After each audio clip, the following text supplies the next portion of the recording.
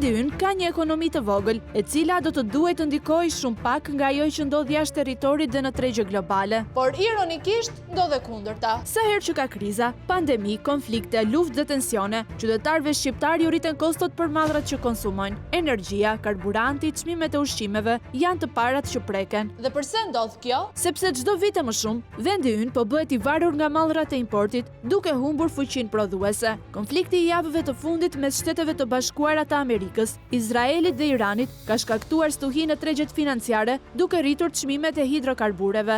Irani ka bllokuar ngushticën e Hormuzit për vendet pro-amerikane të Gjirit Persik, ndërsa vet po eksporton në Kinë. Këto lëvizje kanë sjell pasiguri në tregje dhe çmimet në bursën Platz janë dyfishuar. Këtë arsyetim e kemi dëgjuar shpesh këto ditë nga autoritetet shqiptare, gjë që i ka dhënë një dorë tregtarëve të karburanteve, të cilët nxituan të ndryshojnë tabelat dhe të vendosin çmime më të larta. Por përpara se të pranojmë këto konkluzion, pyetjet që ne shtrojmë janë këto: a ka abuzim nga tregtarët e karburanteve që rritën çmimet menjëherë pasi ato ndryshuan në bursa? Kush po fiton nga kriza dhe sa po rriten kostot për qytetarët? Pse Shqipëria është e varur tërësisht nga importi dhe prodhimi vendas nuk na mbron nga rritja e çmimeve në tregje? Le t'i sqarojmë radhë. Është e vështirë të besosh se në harkun kohor të 24 orëve, të gjitha pikat e karburanteve ndryshuan çmimi për shkak të rritjes në tregjet globale. Zinxhiri i furnizimit të tregut të naftës është i tillë. Kompanitë e mëdha tregtare të karburantit blejnë naftën jashtë Shqipërisë dhe e depozitojnë në dy porte, Porto Romano dhe Petrolifera. Këtu më pas furnizojnë firmat e tregtisë me shumicë, që furnizojnë pikat e vogla të karburantit. Por i gjithë ky proces nuk ndodh brenda një dite.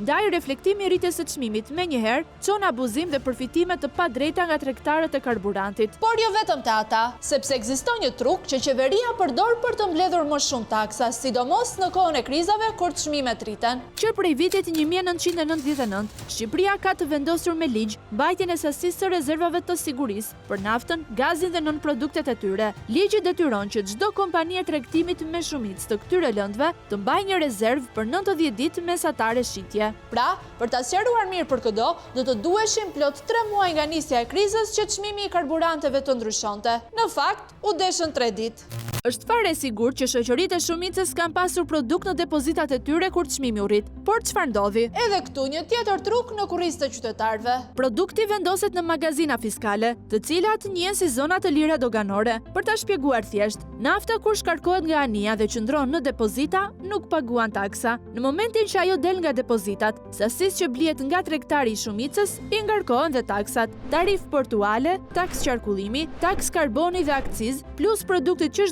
ganohet i vendoset 20% të VSH. Referenca që marrin doganat për të vendosur tatimin mbi vlerën e shtuar është çmimi i tregut në platformën Platz të asaj dite dhe jo çmimi i faturës së blerjes së mallit. Nëse fatura ka çmimin $670 për ton, sa ka qenë çmimi në muajin janar kur është bler sasia, doganat i vendosin TVSH për çmimin $1330 për ton kur çmimi është rritur. Një bashkëpunim skandaloz mes grosistëve dhe shtetit, i cili fiton 2 herë më shumë nga tatimi mbi vlerën e shtuar, ndërkohë qeveria preferon të heshtë. Vetë kryeministri ka refuzuar që të kenë ndryshime në taksat që janë vendosur naftës, edhe pse jemi vendi me taksat më të larta në rajon. Ne nuk kemi parë të arsyeshme që të hedhim hapin dhe të kalojmë në bord, pasi në fund të ditës qëllimin e kemi që bashkarisht të merremi vesh një kërkesë tjetër që përsëritet në pafundësi dhe që bëhet tamam si ato hesapet pa hanxhin, është që të ulet taksa e qarkullimit. Taksa e qarkullimit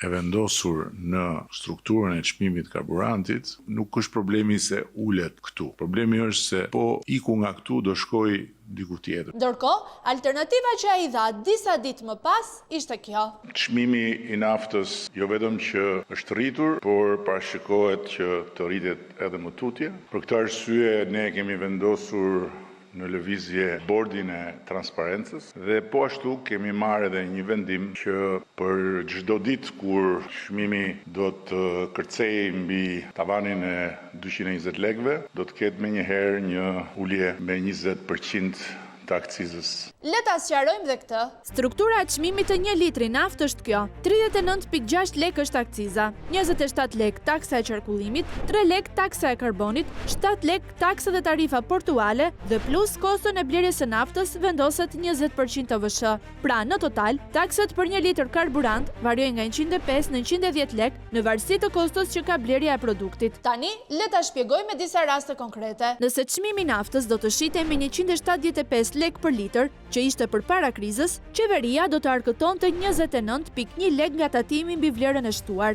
Nëse ai tregtohet sot me 214 lek, shteti merr 35 lek TVSH. Nëse tregtohet me 220 lek, arkëtimet për TVSH-n e 1 litri shkojnë në 36.6 lek, pra 7.5 lek më shumë se përpara krizës. Por sa i kushton buxhetit ulja e akcizës me 20%? Po kaq, 7.9 lek. Fakti është që sot qytetarët po paguajnë më shumë për tatimin mbi vlerën e shtuar si pasojë e rritjes së çmimit dhe qeveria nuk ka ulur asnjë taks. Por përveç diskutimit të taksave, përse Shqipëria ka çmimet më të larta të karburantit kur është një vend prodhues? Portali Global Petrol Prices, që raporton çdo javë çmimet e lëndëve hidrokarbure në të gjithë botën, i klasifikon tipologjitë e çmimeve në 2 kategori. Vendet prodhuese i kanë më të lira, importueset më të larta. Shqipëria në këtë hartë qëndron në vendin e 12 për çmimin më të shtrenjtë në botë, të krahasueshëm me Zvicrën, Suedin, Belgjikën dhe më shumë se Franca, Luksemburgu dhe Italia, vende që kanë të ardhura mesatare disa herë më të larta se ne. Venezuela, që ka sasinë më të lartë të rezervave të naftës në botë,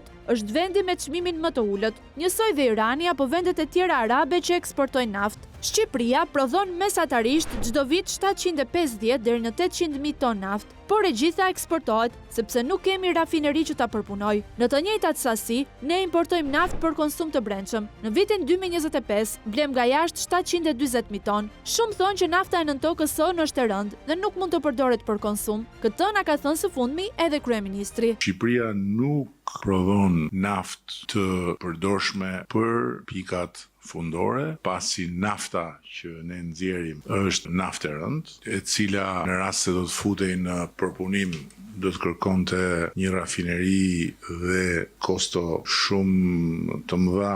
Por pa hyrë në këtë debat, pyetja që duhet i përgjigjet kryeministri është një tjetër. Sa tatohet kompania Bankers Petroleum që ka në shfrytëzim fushën më të madhe nafmbajtëse në vend, atë të Patos Marinzës? A ka paguar ndonjëherë tatimin mbi fitimin në nivelin 50% sa e ka në kontratë? 2 raporte auditimit të Agjencisë Kombëtare të Burimeve Natyrore, të gjetura të drejta dhe nga gjykata arbitrazhi ndërkombëtar, kanë treguar se kompania Bankers do të duhet të kishte derdhur afërsisht $100 milion tatim mbi fitimin në vitin 2014. Nëse këto të ardhura do të arkëtoheshin çdo vit në buxhet, disa taksat e çmimit naftës mund të uleshin. Por kontrollin e kompanisë koncesionare ka sërish në dorë shteti, i cili në këto ditë krize globale jo vetëm që nuk po ndërhyn, por në bashkëpunim me grosistët e hidrokarbureve, po abuzojnë pa asnjë limit në dëm të qytetarëve.